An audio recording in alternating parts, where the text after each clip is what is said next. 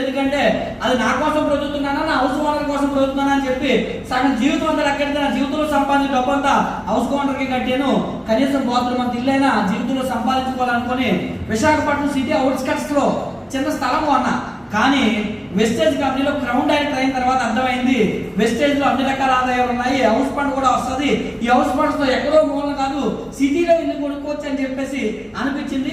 అప్పుడు అక్కడ కాదు, క్రౌన్ అయిన తర్వాత ఇన్కమ్ పెంచుకొని సిటీలోనే ఇల్లు కొనుక్కోవాలని చెప్పేసి ఆలోచన చేస్తే, ఎందుకంటే ఇక్కడ మనం సక్సెస్ సాధించాలంటే ముందు మీకంటూ ఒక విజువలైజేషన్ కనిపించాలి, లేదు దాన్ని ఊహించగలగాలి. అంటే నాకు కారు వస్తుంది, నాకు ఇల్లు వస్తుంది, నేను విమానం ఎక్కుతాను, ఇలాంటివన్నీ కూడా మీరు ఎప్పుడైతే ఊహిస్తుంటారో ఆ ఊహలకు తగ్గట్టుగా దేవుడు మీకు మార్గాలు వేస్తాడండి. ఎందుకంటే నేను ఊహించింది వెస్టేజ్ లోకి వచ్చాకనుకున్నారా, వెస్టేజ్ లోకి వచ్చాక నాకు చిన్నప్పుడే నేను ఊహ స్టార్ట్ చేశాను.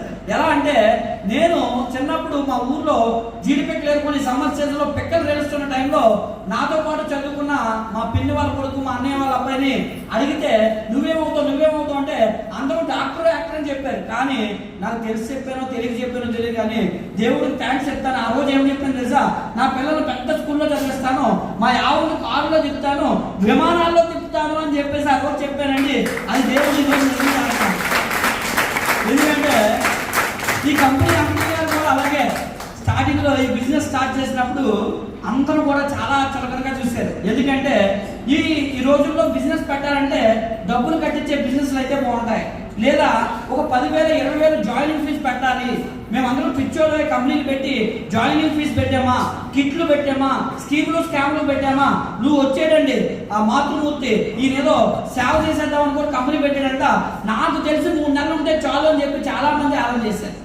కానీ ఈయన ఎక్కడ కృంగిపోలేదండి.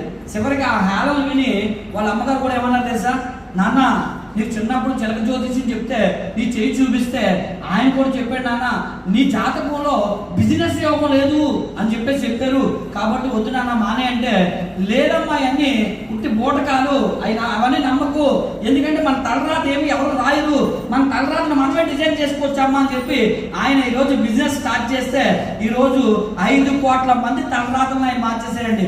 అదే కనుక ఆ రోజు అప్పుడు డిస్కస్ చేసినప్పుడు ఆయన మానేస్తుంటే ఈరోజు 5 కోట్ల మంది తలరాతలు మారేవి కాదు. మరి అలాగే ఈ బిజినెస్